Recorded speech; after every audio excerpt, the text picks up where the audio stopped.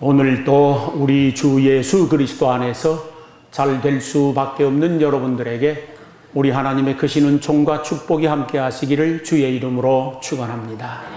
이 시간에는 율법의 저주에서 해방된 사람, 그런 제목으로 함께 은혜를 나누고자 합니다. 해방이 되었다라고 하는 말은 기분 좋은 말입니다. 듣기만 해도 마음이 편안하고 좋습니다. 억압되었다, 붙들렸다, 짓눌렸다, 스트레스를 받는다, 이런 것은 그렇게 우리 마음을 편안하게 하지 못하는 말들입니다. 그러나 자유함을 받았다, 해방이 되었다, 이런 말은 언제 들어도 좋습니다. 예를 들어서 살다가 보니 원치 않게 많은 빚을 지게 되었습니다. 채무입니다. 그래서 빚더미에 눌려서 죽을 고생을 하고 삽니다. 그런데 어느 날 하나님의 특별한 은혜로 그 빚더미에서 해방을 받았습니다. 그럼 할렐루야입니다. 감사할 일입니다. 수년 동안 질병으로 고생을 하는 사람이 있습니다. 이렇게 약을 써보아도 고쳐지지 않고 저렇게 치료를 해봐도 치료가 안 됩니다. 백약이 무효입니다. 이 질병은 내가 평생 동안 짊어지고 가야 할 고질병인가 봐 라고 생각을 했었는데 어느 날 하나님의 은혜로 이 병이 치료가 되었습니다. 이 질병에서 자유함을 얻고 해방이 되었습니다. 그러면 이건 할렐루야입니다. 그런 은혜가 있기를 축원합니다. 사업을 하거나 장사를 하는데 이게 마진이 생겨야 하고 이문이 생겨야 하고 득이 생겨야 맞지 않습니까? 장사는 나무라고 하는 것이 장사이죠. 한국 사람들 몇 가지 거짓말 중에 하나 믿지고 판다라고 그러는데, 믿지는 장사는 아예 시작도 마시기 바랍니다. 장사는 남겨야 돼요. 어떻게 해서든지 남겨야 돼. 어느 정도 남겨야 되느냐? 저 혼자 느낀 성경의 해답이 하나 있어요. 이건 객관적인 건 아닙니다만은 상당히 저는 주관적인 것인데, 최소한 갑절은 남겨 먹어야 돼. 그래야 잘하였도다, 착하고 충성된 종이라고 칭찬받는 거예요. 갑절은 남겨 먹어야 그래도 잘하였도다, 착하고 충성된 장사꾼아, 네가 작은 일에 충성하였으니 내가 큰 부자 되게 해주마. 그러실 거 아니에요.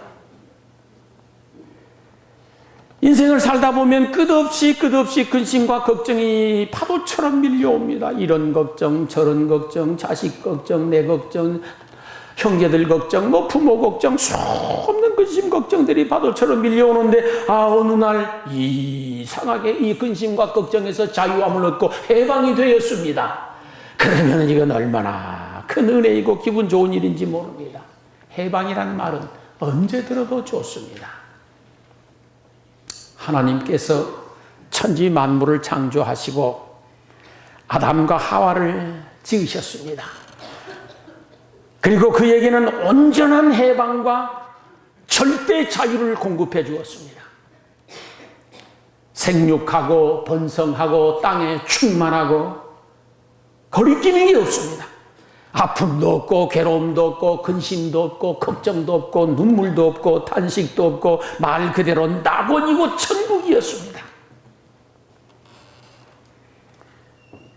온전한 해방을 하나님이 아담과 하와에게 주었는데, 아담과 하와가 하나님의 말씀 듣지 않고 죄를 범함으로 말미암아 그 모든 해방에서 억압된 사람으로 바뀌게 되어집니다.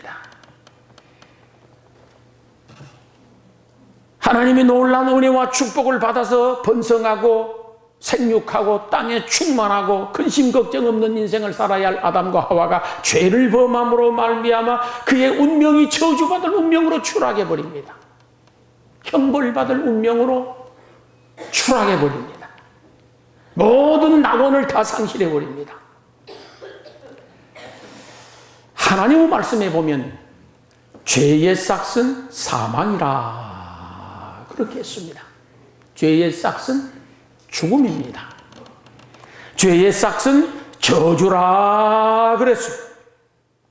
오늘 성경에도 보면은 하나님의 말씀을 항상 잘 지키지 아니하면 그는 저주를 받는다라고 되어 있습니다.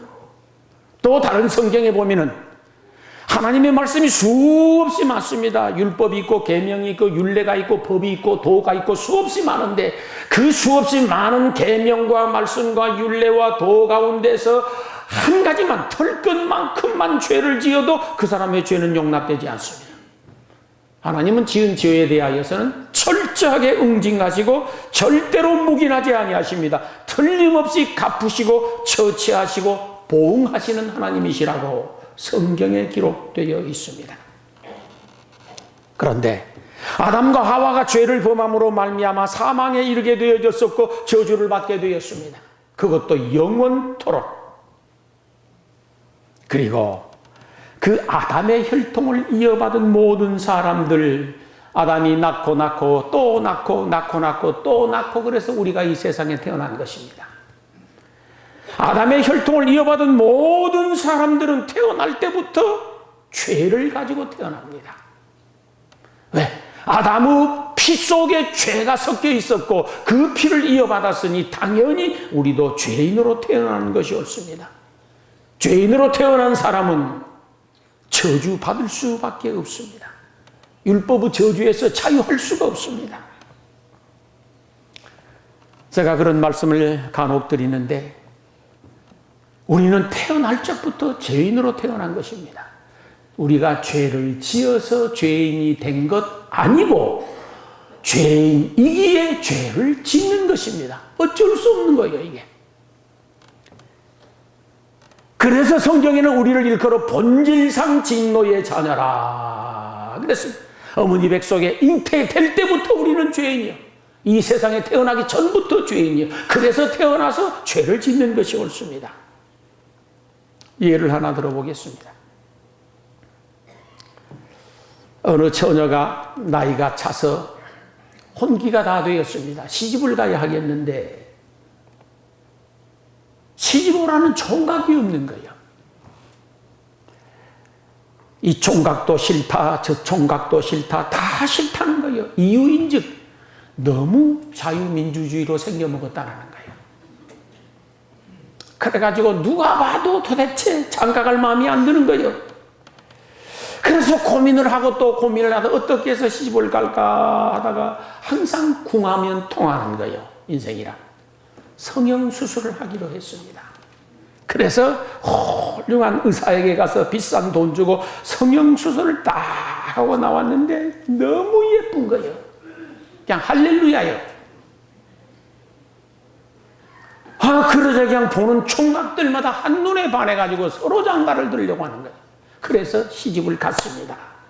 시집을 가서 첫 딸을 딱 낳아놓았는데 아빠가 보니까 이상해 이거. 아무리 생각해도 지엄마도 안 닮았고 자기도 안 닮았고 이게 또한 자유민주주의로 생겼네.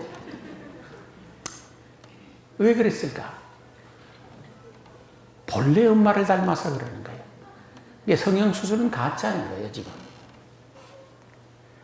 우리가 죄를 지어서 죄인이 되는 것이 아니라 본래 죄인이라 죄를 짓는 거예요. 이거 어쩔 수 없어요. 이게 필연적인 거예요, 이것은.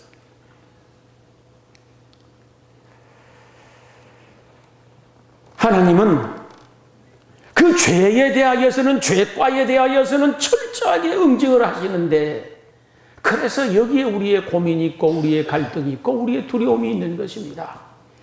누구든지 죄를 지으면 그 죄의 값에 대하여서 두려움을 가지게 되는 겁니다. 불안한 마음이 있는 것이고 고민이 있는 것이고 갈등이 있는 겁니다.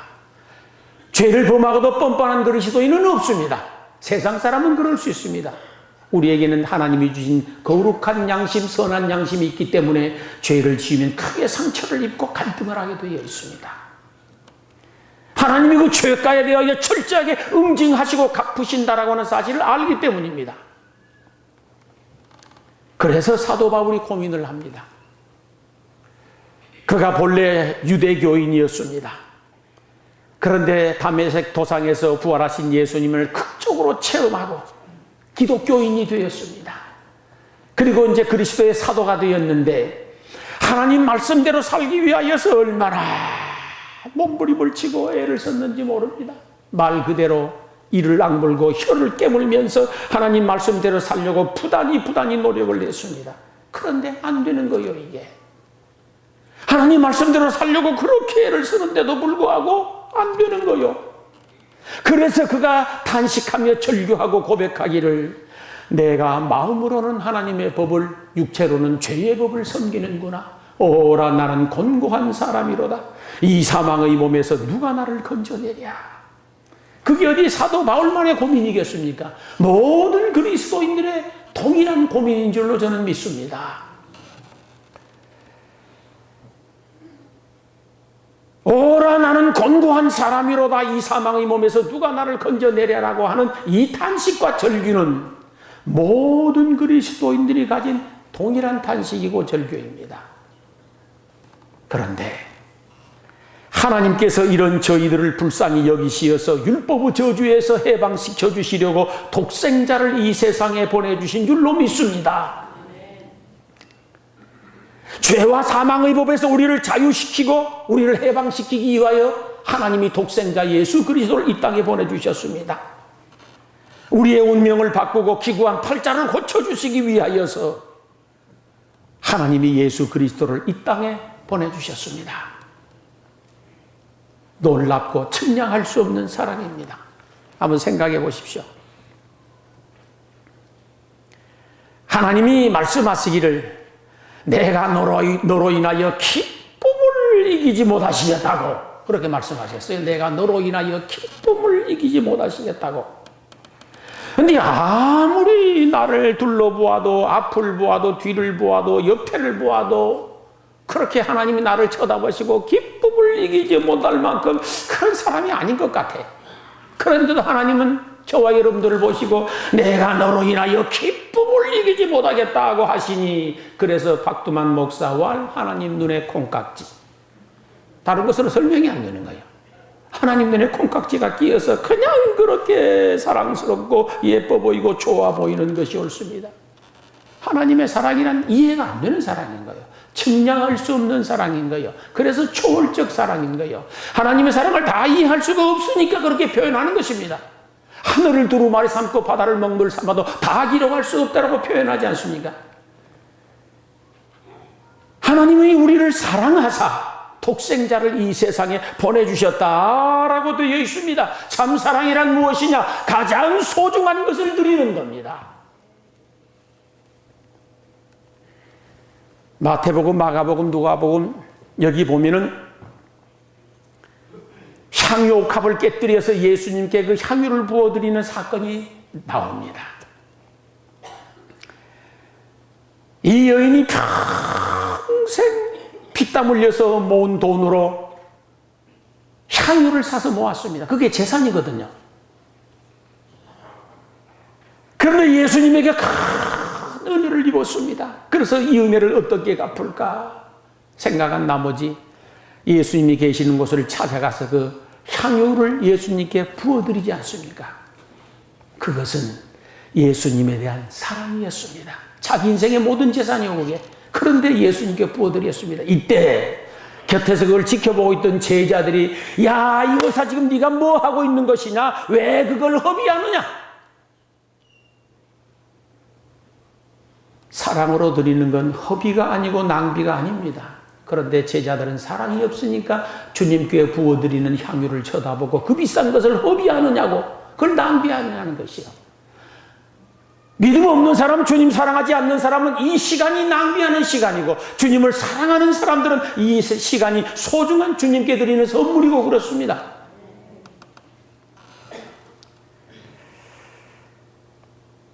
예수님께서 하나님께서 우리를 사랑하사 독생자를 이 세상에 보내주셨는데 하나님의 보내심을 받고 이 땅에 찾아오신 예수님께서 우리를 위하여 무슨 일을 하셨겠습니까? 그 첫 번째가 우리의 죄 값을 갚아주시는 일을 하십니다. 성경에는 우리의 죄 지음을 빚졌다라고 말씀하십니다. 그런데 예수님께서 우리를 위하여서 십자가를 짊어지시고 죄의 빚을 갚아주셨습니다. 그것을 성경에서는 속전이라 그렇게 말을 합니다. 속할 속자, 돈전자. 우리의 죄를 대속해 주는 죄값이라는 거예요. 예수님이 이 땅에 오셔서 하신 첫 번째 일이 우리의 죄를 속해 주시는 일을 하셨습니다. 그리고 둘째는 우리가 지은 우리의 죄값을 우리가 받아야 할 모든 형벌을 예수님이 대신 받아주신 것입니다. 내가 날마다 정죄를 받아야 됩니다. 아무개가 죄를 지음으로 말미암아 이 세상 사람들이 그걸 알고 수없이 많은 사람들이 저놈 죄인이라고 죽을 죄인이라고 정죄를 하고 비난을 하고 욕을 하고 그래야 되는데, 우리로 하여금 영광스럽고 의롭게 살도록 축복해 주시기 위하여, 아니 의로운 사람으로 대접받도록 만들어 주시기 위하여 예수님이 대신 형벌을 받아주신 줄로 믿습니다.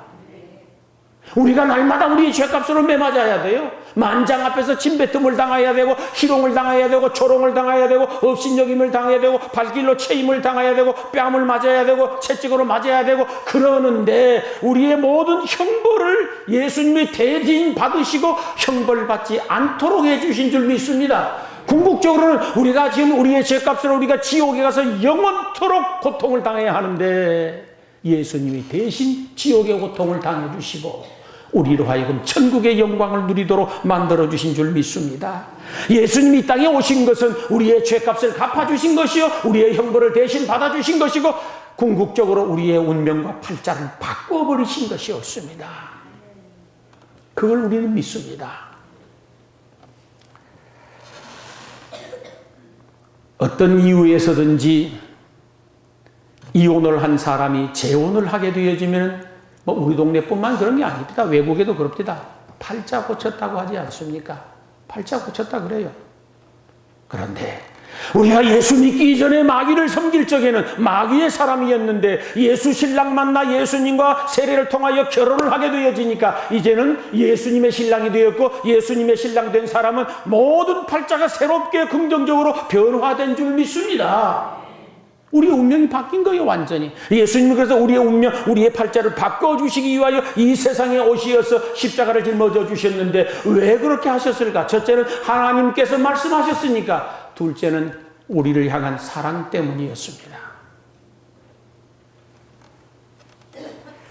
우리 모두는 예수 그리스도를 구주로 믿는 믿음 안에서 율법의 저주에서 해방된 사람인 줄로 믿습니다. 그 믿음이 있으셔야 됩니다. 삶을 살아가면서 순간순간마다 나는 예수 그리스도 십자가 안에서 모든 죄를 사함받았으니 율법의 저주에서 해방된 사람이야. 누구든지 그리스도 안에 있으면 새로운 피조물이라, 이전 것은 지나갔으니 보라 새 것이 되었도다 하였으니, 나는 예수 그리스도 안에서 새로운 팔자가 되었고 새로운 운명으로 거듭난 사람이야. 늘 그 믿음을 가지고 사셔야 됩니다. 만약에 하나님께서 예수 그리스도를 구주로 믿는 믿음으로 말미암아 죄 사함을 받고, 믿음으로 말미암아 구원을 받고, 믿음으로 말미암아 잘 될 수밖에 없는 운명으로 바뀌고, 믿음으로 말미암아 천국 갈 수밖에 없는 사람으로 바꿔주지 아니하시고 율법의 행위로 말미암아 이 일을 하라고 하셨다고 하면 어떻게 될 뻔했었습니다. 성경에 보면은 율법의 1.1행만 어겨도 이건 형벌입니다. 그리고 항상 오늘 본문 말씀대로 항상 그 말씀을 다 순종하고 지켜야 됩니다. 만약에 율법의 행위로 말미암아 구원을 받게 하셨더라고 하면 어떻게 될 뻔했었겠습니까? 지옥을 갔으면 몇 번이나 갔다 왔겠다? 제가 상투적으로 하는 말이 있어요. 수골백 번이나. 장아찌를 박았으면 몇 번이나 박았겠다? 지옥에다가? 그건 또 수골백 번이나. 그런데 예수 그리스도를 구주로 믿는 믿음 안에서 율법의 저주에서 해방을 받게 하시고 모든 정죄의 화살에서 우리를 막아주신 줄로 믿습니다. 그러므로 나는 예수 그리스도 십자가 안에서 자유함을 얻은 사람이야. 율법의 저주에서 해방된 사람이야. 나는 예수 그리스도 안에서 잘 될 수밖에 없는 사람이야. 그 믿음으로 살아갈 수 있기를 소망합니다. 나의 의가 아닙니다. 나의 도덕도 아니고 나의 윤리도 아닙니다. 나의 행위가 아닙니다. 나의 공로가 아닙니다. 오직 예수 그리스도의 십자가의 공로인 줄로 믿습니다. 그걸 붙잡아야 삽니다. 누누이 드리는 말씀이지만 우리가 십자가 놓쳐버리면 아무것도 아니에요. 십자가 놓쳐버리면 우리는 영원히 저주받을 수밖에 없는 사람으로 추락하고 마는 것이 옳습니다. 그러므로 예수 그리스도 십자가 든든히 부여잡고 나는 해방된 사람이야, 나는 자유함을 얻은 사람이야, 잘될 수밖에 없는 사람이야, 그 믿음으로 2018년도를 승리할 수 있게 되기를 주의 이름으로 축원합니다. 율법의 저주에서 해방된 사람이 가져야 할 마음가짐이 있습니다. 그 첫 번째가 속죄의식입니다. 사람은 정죄의식을 가지면 무엇이든지 불안합니다. 두렵습니다. 그러므로 철저하게 정죄의식을 속죄의식을 가져야 됩니다. 나는 모든 죄를 사함받은 사람이야. 어디에서? 예수 그리스도 십자가에서 모든 죄를 사함받은 사람이야. 나는 모든 죄를 사함받은 사람이야. 그러므로 나는 잘될 수밖에 없는 사람이고 잘될 수밖에 없는 사람이니 하나님이 나를 축복해 주실 것이라고 믿고 간구하고 기도할 수 있기를 소망합니다. 하나님이 축복하시면 되는 겁니다. 아무리 안 될 것 같아도 내가 속죄의식을 가지고 잘될 수밖에 없는 사람이란 확고부동한 믿음을 가지고 하나님 앞에 엎드려 기도하면 하나님께서 막혔던 길 열어주실 것을 저는 믿습니다. 하나님께서 사막에 강을 내시고 광야에 길을 내신다 하였는데 아무리 내 인생이 사막 같고 광야 같다고 하더라도 하나님이 축복해 주시면 강물이 흐르고 광야의 길이 나게 될 것을 믿습니다. 내가 예수 그리스도 안에서 잘될 수밖에 없는 사람이 되었고 나는 율법의 저주에서 해방된 사람이 되었다고 믿거든 하나님의 말씀을 부여잡고 기도할 수 있기를 소망합니다. 하나님이 역사하시면 죽은 자 살아납니다. 죽은 것 같은 것도 살아납니다. 아무리 가난한 사람도 부유함으로 일어설 수 있고 아무리 병으로 고통당하는 사람도 치료받을 수가 있고 닫힌 축복의 문도 열리고 매인 사슬도 풀어질 것을 저는 믿습니다. 히브리서 11장에 보면 수많은 믿음의 선진들이 쫙 나오는데 노아는 믿음으로 말미암아 방주를 지어 구원을 받았다고 되어 있습니다. 다른 게 아닙니다. 믿음입니다. 노아 당시 사람들이 많은 죄를 지어서 죄가 관영하였더라고 했습니다. 가득 차서 넘쳤다라는 거 아니에요 지금 이제. 그래서 하나님이 더 이상 참으실 수가 없어서 세상을 물로 심판하시기로 하셨는데 그 중에 노아가 가장 의롭고 경건하고 거룩한 것이요. 그래서 노아를 불러서 얘야 네가 방주를 지어야 되겠다. 앞으로 내가 이 세상을 물로 심판할 것이니라. 노아가 하나님의 말씀을 믿고 방주를 짓습니다. 1년, 2년, 3년, 4년 방주를 짓는데 비올 기미가 안 보이는 거예요. 여기에 우리의 한계가 있습니다. 하나님이 말씀을 하셨으면 그래도 한 몇 년 지나고 한 10년쯤 됐다고 가정을 합시다. 그러면은 이거 뭐 비올 기미가 보이고 막 바람이 불고 뭐 세상이 종말이 올 것 같기도 하고 그래야 되는데 오히려 그 반대 현상이 일어나는 거예요. 그냥 햇빛은 쨍쨍, 모래알은 반짝, 온 세상에 비올 기미는 털끝만큼도 안 보이는데 20년 지나 30년 지나 40년 지나도 여전히 마찬가지요. 우리 같으면은 3년 지나면 끝이요. 노아는 끝까지 하나님의 말씀을 믿었습니다. 끝까지 믿었습니다. 120년 동안 기다리면서 하나님의 말씀을 믿고 방주를 지었었더니 어느 한날 하늘에서 비가 쏟아지기를 시작하는데 하늘에 있는 모든 물이 한꺼번에 다 쏟아져 내려왔습니다. 땅속에 있는 모든 물들이 치솟아 올라오고 창수가 나는데 40주야를 그렇게 쏟아져 내려오고 밑에서 창수가 나니까 지구를 다 덮었습니다. 그때 노아가 지은 그 방주만 두둥실 떴었고 노아의 8 식구만 살아난 줄로 믿습니다. 믿음입니다. 제가 늘 드리지만은 절간에 가는 사람들 믿는 사람이라 말하지 않습니다. 향교 가는 사람들 믿는 사람이라고 말하지 않습니다. 오직 예수 믿는 사람들만 믿는 사람이라 그러니 우리에게서 가장 강력한 무기가 무엇인가? 그건 믿음인 줄로 믿습니다. 믿음이요. 노아를 말씀하고 있습니다. 노아는 믿음으로 의롭다 함을 얻고 믿음의 조상이 되었다. 그랬어요. 75세 하나님께서 어느 날 밤 아브라함을 불렀습니다.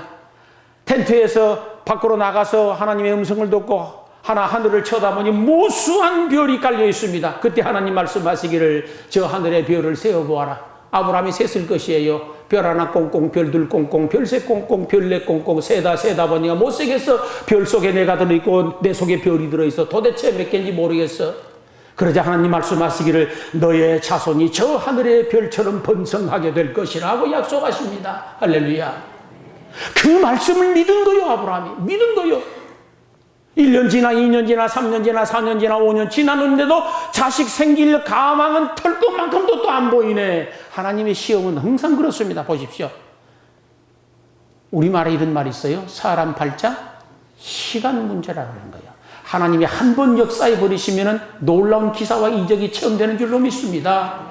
그래도 세월이 지나가면서 건강이 점점 좋아지고 생리적으로 자식을 가질 수 있는 기운이 생기고 여건이 조성되고 그러면 힘이 나서 더 열심히 소망하고 기도하고 그랬을 터인데 가면 갈수록 점점 안 되는 거예요.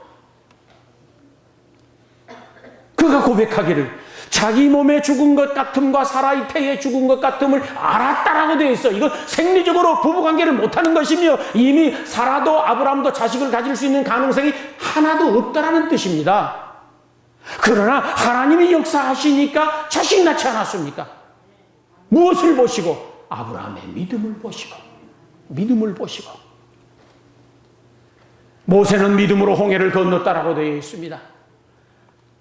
이스라엘 백성들이 어떻게 하나님 앞에 부르짖고 기도하는지 그 기도 소리를 들으신 하나님께서 모세를 통하여 이스라엘 백성들을 출애굽시키셨습니다. 출애굽을 시키고 제일 첫 번째 관문이 홍해 앞에서 복잡해지지 않습니까? 앞에는 망망대해인데 뒤에는 애국 군대가 추격을 해오고 강을 건널 방법이 없습니다. 대책이 없습니다. 다리가 있는 것도 아니고 배가 있는 것도 아니고 바닷물은 끝없이 흐르고 사람이 볼 때는 무대책입니다. 이 속수무책이라 그러죠. 그러나 모세는 하나님을 믿었다라고 되어 있습니다. 모세는 하나님을 믿었습니다. 하나님 어떻게 해야 되겠습니까? 그래, 네 손에 있는 것이 무엇이냐? 이게 지팡이입니다. 지팡이를 바다를 향하여 가르쳐라. 지팡이를 내미는 순간 그 엄청난 바다가 두 쪽으로 쫙 갈라지는 거예요. 놀라운 기적입니다. 그 하나님은 지금도 살아계시는 줄 믿습니다. 그 하나님 지금도 우리 가운데 역사하시는 줄 믿습니다. 우리가 믿음이 있으면 홍해도 가를 수 있는 것이고 반석에서 샘물도 솟게 하는 줄로 믿습니다. 히브리서 11장에 보면 여호수아의 사건이 나옵니다. 여호수아는 믿음으로 여리고성을 점령하고 나옵니다. 참 하나님 보십시오. 말도 안 되는 말씀을 하셔요. 시도 안 맥힐 소리를 하시는 것이요. 너무도 얼토당토 없는 정말로 대책 없는 말씀을 하시는 것이요. 터무니없는 말씀을 하셨어요. 여호수아야, 네가 백성들을 이끌고 여리고 성을 하루에 한 바퀴씩 돌다가 그냥 들어가고 이래 되는 날은 7바퀴를 돌고 함성을 질러라. 그러면 저 금성철벽 여리고 성이 와르르 무너질 것이다. 이게 상식적으로 되는 말입니까? 논리적으로 되는 것이고 과학적으로 되는 것이 안 되는 거예요. 이게 도대체. 그 여리고 성벽이라는 것은 어마어마하게 두껍게 쌓여 있는 성벽입니다. 대형 트럭 2대가 지나갈 수 있을 만큼 두꺼운 벽이에요, 이게 지금. 근데 그게 하루에 한 바퀴 돌다가 이래 되는 날 7바퀴 돌고 악을 쓰려면 성이 무너져 버린다. 안 되는 거거든요. 그러나 믿음을 가지고 순종하면 하나님이 일하시는 줄 믿습니다. 믿음은 우리가 가지는 것이고 일은 하나님이 하십니다. 믿음이 우리의 인생을 바꿀 수 있습니다. 믿음이 우리의 운명을 바꿔놓을 수가 있습니다. 여러분도 믿음으로 소망하는 꿈을 이루고 2018년도 믿음으로 승리할 수 있게 되기를 주의 이름으로 축원합니다. 율법의 저주에서 해방된 사람은 믿음을 가질 뿐만 아니라 속죄의식을 가질 뿐만 아니라 늘 긍정적 생각을 가지고 사셔야 됩니다. 저는 그렇게 봅니다. 내 생각이 내 인생인 거요. 내 생각이 내 인생인 겁니다.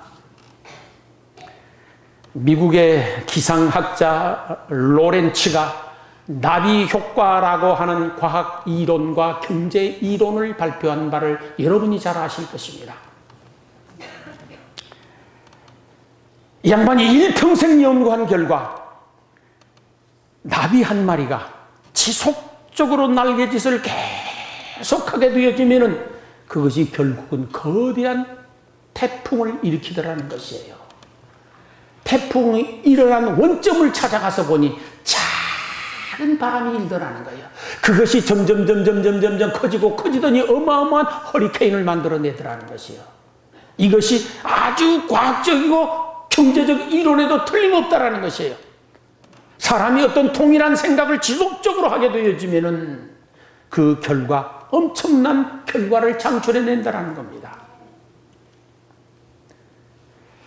양자 물리학자 웰리스 와틀스라고 하는 분이 부자가 되는 과학이라고 하는 논문과 책을 써내서 세계인의 주목을 받은 바가 있습니다.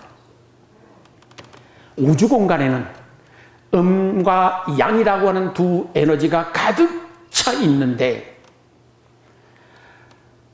어느 에너지든지 강한 에너지 쪽으로 끌려간다라는 학설입니다. 우주공간에 가득 차 있는 에너지가 센 에너지 쪽으로 끌려간다라는 거예요. 연구를 해보니까. 무엇을 이분이 말하고 싶은 거냐는 사람의 생각이라고 하는 것은 눈에 보이지 않지만은 엄청난 에너지와 자력을 가지고 있어서 동일한 생각을 지속 반복적으로 자꾸 계속 하다가 보면은 긍정적 에너지가 내 생각의 자력에 끌려온다라고 하는 논리입니다. 여러분이 아주 잘 알고 있는 미국의 유명한 여성 방송인 오프라 윈프리를 아실 것이에요. 오프라 윈프리가 자신의 토크쇼에서 위대한 비밀이라고 하는 프로그램을 진행한 적이 있는데 이것 역시 세계적인 이슈가 된 바가 있습니다. 앞으로 그 양반이 미국 대통령 나올 것이라고 이미 방송에 나오는 걸 봤습니다. 오늘날 지구상에는 단 1%의 사람들이 지구상에 있는 모든 부의 96%를 쥐고 있다. 단 1%의 사람들이 96%의 부와 성공을 움켜쥐고 있답니다. 그래서 그 비밀을 연구했었습니다. 학자들을 동원하고 다양한 분야의 학자들을 동원해서 연구한 결과 그 1%의 사람들만이 가지고 있는 공통분모가 하나 있고 공통분모 그 힘이 하나 있는데 그것이 무엇이냐? 그것은 생각의 자력이라고 발표를 했습니다. 생각의 자력, 자력이란 끌어당기는 힘을 말합니다.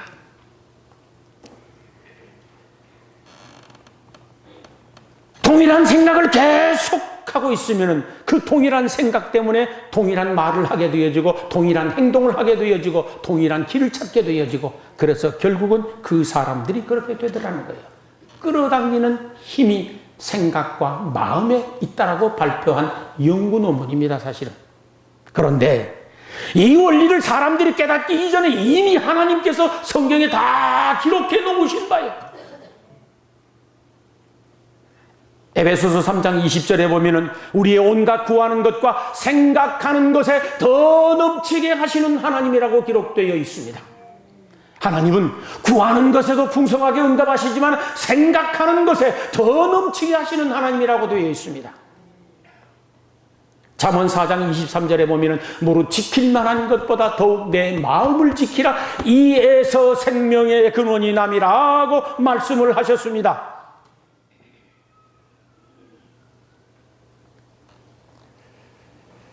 사람은 생각하는 대로 말합니다. 생각하는 대로 행동합니다. 생각하는 대로 가도록 되어 있습니다. 그러므로 나의 생각이 곧 나라는 사실을 아셔야 됩니다. 나의 말이 바로 나라는 것을 아셔야 됩니다. 나의 행동이 곧 나라는 것을 인식하셔야 됩니다. 그게 나요. 사랑하는 성도 여러분, 저희들은 율법의 저주에서 이미 해방받은 사람입니다. 예수 그리스도 안에서. 2018년도에는 예수 그리스도를 구주로 믿는 믿음 안에서 잘 될 것을 확신하고 그 믿음으로 나아가 승리할 수 있게 되기를 주의 이름으로 축원합니다. 더 나아가 끝없이 속죄의식을 가지고 살고 믿음을 가지고 살 뿐만 아니라 긍정적 생각을 가지고 살아갈 수 있게 되기를 소망합니다. 긍정적 생각을 지속 반복시키는 것입니다. 끝까지 그렇게 동일한 생각을 하는 것입니다. 그러면은 틀림없이 긍정적 에너지가 끌려올 것이고, 그래서 2018년도에는 하나님께서 놀라운 은혜 주시어서 여러분이 소망하는 꿈과 비전들을 이루고 성공과 부를 끌어당기게 되리라고 믿습니다. 2018년도가 여러분들에게 있어서 잊을 수 없는, 아니 새로운 획기적 선을 그어내는 그런 한 해가 될 수 있기를 주의 이름으로 축원합니다. 기도하시겠습니다.